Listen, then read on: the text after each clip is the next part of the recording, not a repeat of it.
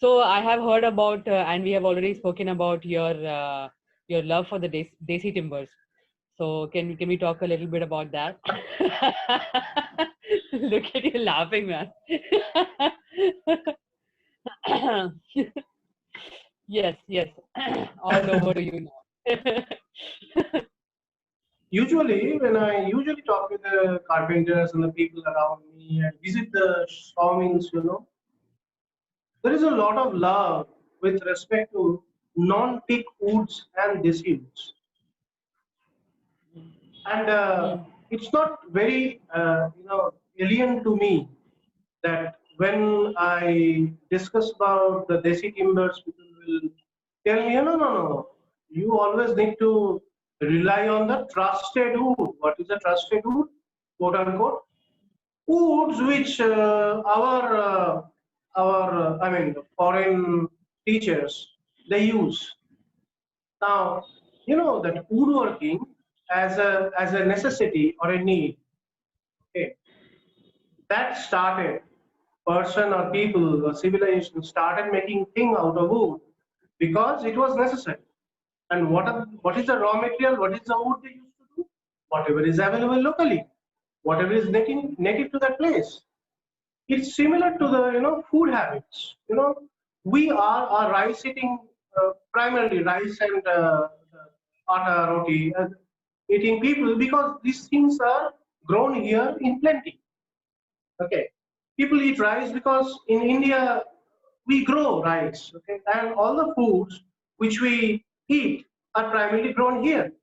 Okay, now the olive, let's say the olive or the cherry, we are not very fond of using it in our daily life, right? I mean, olive is grown in some part of Europe, and cherry is grown in some part of Europe and USA. So they used to have it. That is the thing. The wood is also no exception. We used to make furniture out of teak and many other desi timbers because those were abundant here. Then why the I should blindly follow, like because they are using ash or they are using cherry. I need to import that in order to make fine furniture and to use that. This is bullshit.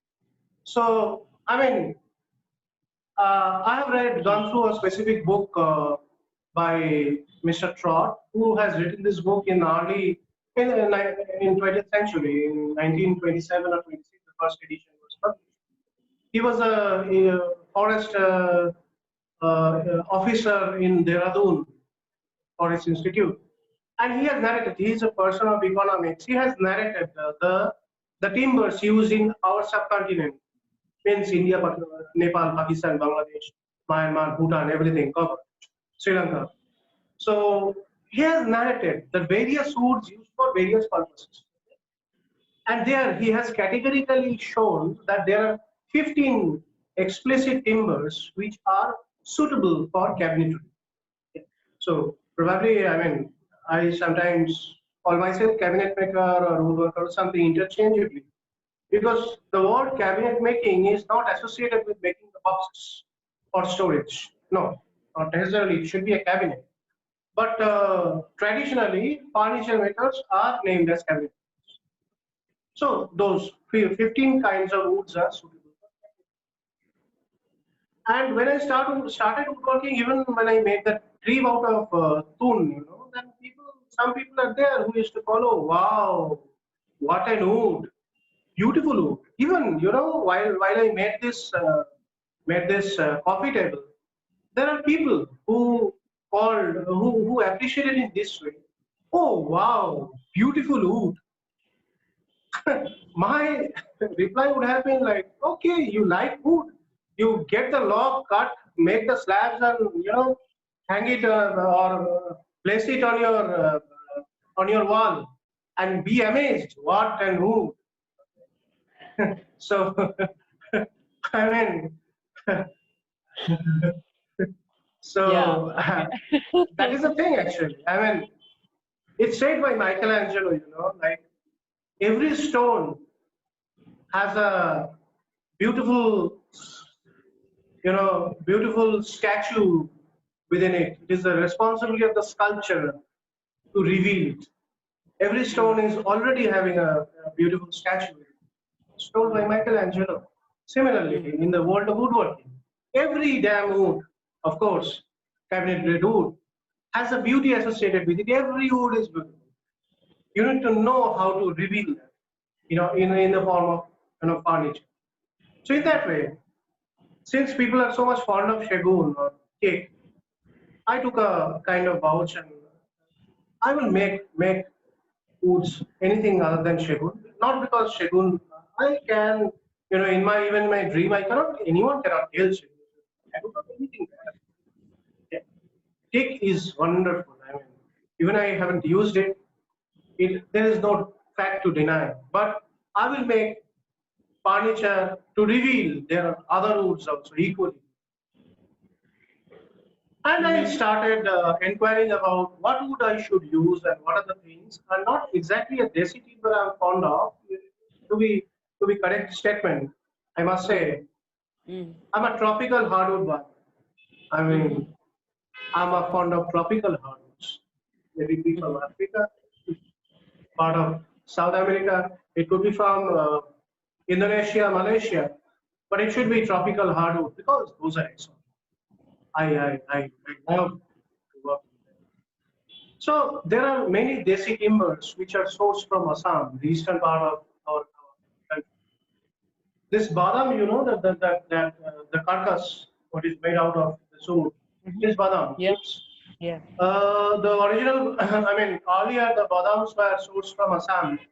Wonderful. Those were kind of used as an alternative to tea because of finer grains and all. But now the Assam import was kind of, I mean, stopped. People are getting them from Tanzania, Tanzanian badam.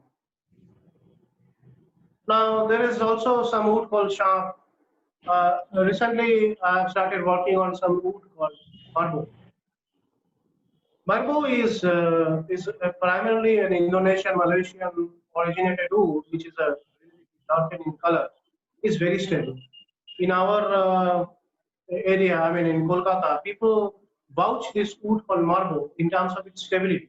Because in Kolkata, you will find the real challenge. It will be a real test of any furniture.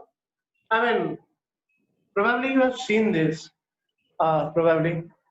Uh, are you noticing the breadboard and the side of this? I mean, is Yeah. it noticeable? Yeah. Yes, very Yeah. much. So yeah, it there is a growth. No, I mean, it has outgrown. Oh, yes. Yes, it has. It has yes, it has outgrown. So this table, this table was I mean, it's made out of sapele. Yeah. Beautiful. Sapele people vouch that okay, it's a very stable or something like that, and I have seen it in my front of my eye that it bowed within overnight. The top I made around a year back. Okay, in the last winter, I was started doing some work. I placed it over top of my workbench, and at night when I returned from office, I found it bowed. I was surprised. I mean, I have actually planed it. I made the dimension true. How come it is bowed? Then something stuck in my mind. I mean, I placed it. I just put it. Okay, reversed it and put the bottom side up. Next night, it bowed in the reverse direction. In the morning, when I visited workshop, it Oh. bowed in the reverse direction. Then I called my Oh. wife. I showed, look, I Mm. placed a strategy and showed, see, overnight these changes are happening. Just because one side is actually not getting exposed to moisture to that extent because it is in touch with your Touch with the bench top. table. Yeah. Right. Oh my Then God. Okay. I was kind of very much surprised. I mean, I was worried. The next day was thankfully Saturday. I waited one side. I kept it until it reached to that particular level, no, the same level. I Mm. already started making these breadboards, and Mm. I made that breadboard and attached it. It's stabilized. Okay. So the growth Oh, will not change. You are dealing with a okay. living substance. You cannot Mhm. stop the movement of wood, but you definitely can, control that. You have the Control power it. to control. Yes. Yeah. So breadboards are very effective. So I mean, like some people say, it's also probably from a different perspective. Some people say, whenever you join the boards, Mm. you need to take opposite side. I mean, box side and the core side. You need to join the boards while doing the glue join in a Mm. reverse way, so that sometimes the box side piece will be up and the core side will be down. So in a reverse way, right? Yeah. Yeah. So that it balances out. Okay.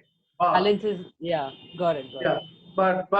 but in my viewpoint, if the Hmm. grains doesn't match, okay, I I know. call it failure. I call it failure. Okay. Mm. So I will find an alternative way to match the grain. Sorry, I will find an alternative way to stabilize that thing than to destroy the grain. It Mm. should be in harmony. So, in my Mm. opinion, I always prefer uh, the grain orientation right now. As slowly I'm going through reading the books of Renault. So, Mm. I have seen pieces, made out of exotic wood. The legs are square, like 3.5 inches. Exotic wood. Mm. But those grains are not in harmony, you know. Let's say it's a teak wood, let's say, assume, and the teak is having a wonderful, that cathedral pattern, wonderful, exotic, Mm. Mm. and you are making leg out of that. Mm. There is something in, when I was into photography, there's something called, there are certain structures which is better to be taken in a portrait way. As your eyes move for the taller pieces, no, those Yeah. portrait shaped things looks good. Yeah. Similarly, if the grains run straight for a straight piece, okay, then let's say the style, if I place a cathedral pattern, Mm. it will not look good. However beautiful the wood is, I will rather Yeah. call that piece of lake is a sheer waste of that exotic. It's a Mm. sheer waste of energy and time. But yes, you Mm. can say that table is functional. But my goal is to be a blend of, making a furniture which is functional, Mm-hmm. as well as it gives you an experience, unique experience.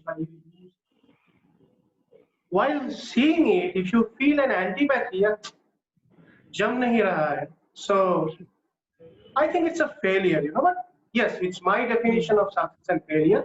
It may not be true for others. And very important question I feel I want to ask you is, do you use nails? Do you use screws? Whether or not? Yeah, I don't have anything against screws. This top was attached using turn buttons, and one part of the turn button is slotted inside the stretchers, and the other part of the turn button is screwed with the top. No? So I'm not averse Okay. to using. I'm not that. I'm kind of flexible. But the important thing is anything you Mm. use, anything you do, wanted to Mm. know like the way it should be done. So there are ways to finely do that thing, and there are ways to crudely do that. So the crude part, I am not very comfortable. Mm. If you follow Sam Maloof's chair, the great rockers and all these chairs, you know that Sam Maloof's Mm. legs are screwed with the seat. Although there is a wonderful profile that fits into, okay, there is a Mm. wonderful profile that fits into one another, just like exact profile. And Mm. lastly, he uses screw to torque it as a double. He Mm. glues it Mm. and puts the screw, and Mm. to have some effect, he plugs it with the body plug. He covers it with the body plug. So Mm. Mm. Sam Maloof used a screw. But do you mean to say that Sam Maloof, Mr. Sam Maloof, the entire joinery rests on the screw? No. Definitely. Mm. So it's important to know the way we are using screws and the way we are using nails. I'm not against them, but of Hmm. course there are traditional joineries. I don't want to research on the joineries, and there are I have seen very complicated joineries. People share Hmm. that for academic purpose. I don't have the Hmm. brain to either go deep into that or take any Hmm. interest on that. There is Hmm. so much variation in dovetails, so much variation in what and the traditional time-tested joineries, then I don't have absolutely time to, think about something very exotic in terms of. Hmm. I don't want to, be creative on those parts. I will be creative on other parts. So time-tested joineries are to be done neatly uh, Hmm. if you want to do something. Another, I think, very important question I want to ask you is around you. What is the value that people look into? Do they understand this difference between furniture and fine furniture? And do they have the sense? At least the people that you have come across. They think a piece of Hmm. furniture, something like an ornament, where there is a material value. One person, when I was discussing, I was just getting the feedback what is the price of the coffee table. Then someone asked me what is the raw material cost. I told the top is a sapele, which is not even a 1 CFT, half CFT. I got it at 2200. It will not be 1100 even. And the bottom part, the structure and the legs are made out of a African wood, which is damn good. Although I got it at 1375. It was a fine. Okay, it was a fine, but whatever it is, I got it at a much lesser price. It also wouldn't be more than 1 CFT, half CFT probably. So Hmm. the cost wouldn't cross, the material cost wouldn't cost 1,500. The immediate reaction I got from that person is, no, देख के तो नहीं लगता. Then I was surprised. I told, देख के क्या नहीं लगता? I told boss, see, you when you are going to buy a furniture, so then he told the person told, I mean, ये तो material cost के ऊपर price depend करता है ना. I was kind of blunt. I told, look, boss, it's not the way you are buying your ornaments. ये सोना का the gold was having a material value. It's not like that. Okay. Whenever you are buying a sari, let's say the price was 48,000 or 10,000, do you ever ask what is a material cost of that cotton or the material cost of the woven, hand woven Hmm. decoration someone has put? Do you ever ask Hmm. whether it will match with the price quoted 10K or something? Never, right? I mean, that is a mindset all about the furniture. Yes, and unfortunately, that's a mindset. We don't have the market for fine furniture making because traditionally our country was never fond of, or it's somehow true. We were never cabinet makers. It is a Western style. It was in vogue in Hmm. Western. Earlier, you were talking about the fact that you've not seen any woodworker work in front of you. But are there any other people, since you're in Bengal and so many of us know that Delhi, Bangalore, Mumbai, these places are like a lot of woodworkers are there. So do you know any other Bengali woodworkers, who are along with you, who are friends and in this community? It was very occasional kind of thing. There is one fellow like Dinabandhu. Okay. So he was more into tools tuning and all this stuff, not too much into woodworking. And I visited Indranil. Okay. So Indranil, like whenever he used to come to Kolkata, we used to have a meet. So twice he came to my workshop, and it was mostly chat, that kind of thing. And and I got introduced with this fellow who is a woodworker in Pune. He's right now stays in Pune. So Abid got introduced with let me introduce with him. So I called him up and he told, yeah, I'll be planning to shift to Kolkata. During that time he had a plan to shift to Kolkata. So we met. During that time my robo was done, my crib was done. And I visited that person, Shandipon Das. Okay.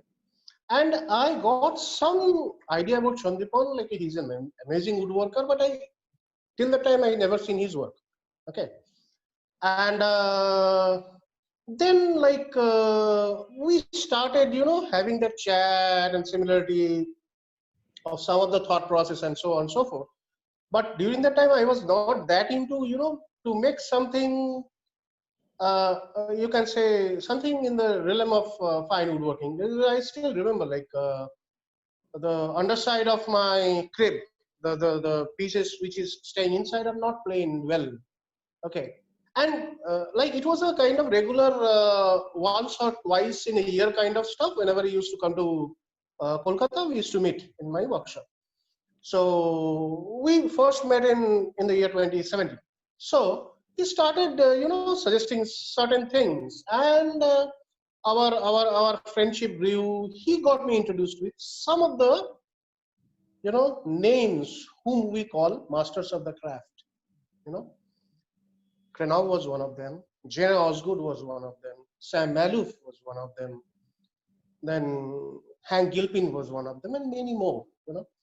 And in the parallel, I was kind of, and I came to, I saw his work in picture, and I found it was something different. If you see his work, you will feel, even in the picture, without touching and without interacting with this, you will feel something is different. And he's a kind of very energetic kind of person, and very pragmatic. Okay. And that helps a lot, and he is one of the person, he gave me a kind of kick, that you need to make something, worthwhile. And that actually take me into the interest of, studying the work of Krenov and so on and so forth. And yeah, that's where I shifted to, kind of making things which should be much more finer. So one of the last questions that I want to ask is, what would your advice be to people who are into this starting woodworking, who are just budding woodworkers, and they want to learn? So how would you guide them? Okay. So yes, I shouldn't call it an advice because I'm not that old veteran working here giving the advice. I also doing that journey probably a couple of steps ahead because I have started 4 5 years back. Uh, I can share something which will help us as a co-worker. That will be the better. As a budding woodworker or learning any new thing, the first thing is there is absolutely no shortcut. If you think that you will make something very quick and without, sweating out and without frustration, without uh, avoiding the problems rather than facing it with your determination, okay, then things will getting reflected in your work. If you want to do something well, then definitely, since we are not trained, and even if we are trained, we will definitely encounter some roadblocks, some challenges, some issues while we are doing the stuff, and you need to overcome that by actually by dint of your work, by dint of your perseverance. So there is no shortcut. So woodworking, there is no shortcut. You think that okay, you have this tool and that stuff, you will be doing it very fast. That entire mentality is actually, try to get you into a state where you will produce very mediocre stuff. If you want to actually do it, that's fine. I don't have any objection to that. But you need to be serious. You need to be respectful of what you are doing. Keep learning always. There is no end in learning in woodworking. It's a vast field. Everyone is doing something. Everyone is doing some, new stuff and doing new things. So there are a lot of materials out there. There are a lot of master craftsmen whose work you can actually study. So of course there are a lot of great teachers online. There are many, you know, nice teachers in our country as well. In the north, there are many. Abid is there, and so on. And there are many in the south. And there are teachers, I mean, in our country. And there are the foreign masters are also there who are good teachers, British words. But other than that, there are many master craftsmen whose work, if you want to do something, beyond your, the daily thing of kind of only operational piece will do if you are going to get out of that mentality, do something finer, refined, which you think could be part of. It can be a very small box, It can be a very small box, just you remove the sharp edges with a chamfer or make it curve a bit. It will give a this different feeling just other than just to join four pieces with glue or something like that. So once you give that chamfer a little variation, a little grain match, a very small box be part of your life, which will be much more appealing. So that is a sensitiveness. If you want to go into that, please study the work of great masters. There are many. I mean, it can be Jerry Osgood, could be James Granov, it could be Hank Gilpin. There are many. I mean, there are great masters. It could be Take Three. There are many. There is a very good forum called Fine Woodworking. You will find a lot of great masters there. So study their work. The eyes will open, and be hungry always. To learn new things. That's it. Amazing. Great. Kingshuk, this has been like an amazing conversation. Like really, really, really good. Thank you. Thank you so much. So thank you so much, guys, for watching this. And if you like the content, if you like what we just spoke about, and you should know that it was really, really, really amazing information and very, very, very informative. Thank you, Kingshuk, again for that. Like the video, subscribe the channel, share it with your friends, share it with the people in the woodworking community in India and worldwide. And also repost, keep reposting the things that we are posting on Instagram. Our links are in the description, and a lot of things that Kingshuk has said, I am going to be putting them in the description as and when the parts are going to come out. So please check them out, and don't forget to use the hashtag SWIN, that is Stories of Woodworkers from India. And thank you so much for watching again, guys. I'm going to see you on the next one. Bye-bye. I want to ask about, so earlier you were talking about the fact that, you've not seen any woodworker work in front of you. But are there any other people, since you're in Bengal and, so many of us know that, Delhi, Bangalore, Mumbai, these places are like a lot of woodworkers are there. So do you know any other Bengali woodworkers, who are along with you, who are friends and, in this community? Okay. चलेगा. Yeah. चलेगा. हाँ, मैंने पूछ लिया. Okay, so recording is not started, na? Recording is started long back when you were talking about the falling.